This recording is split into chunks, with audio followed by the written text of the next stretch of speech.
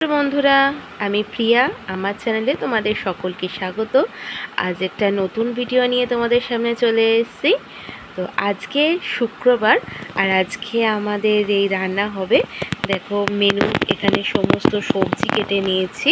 এখানে আলু, গাজর, বিনস, পটল আর ডাঁটা, এটা দিয়ে একটা পাতলা করে ঝোল হবে।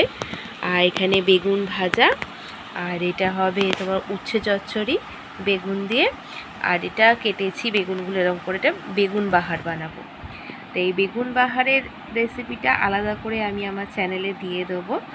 তো আজকে এই সমস্ত রান্না বসাবো এখন। তারপর রান্নাটা করে নিয়ে তারপর আবার তোমাদেরকে দেখাচ্ছি। দেখো, আজ আমরা খাবার নিয়ে বসে পড়েছি।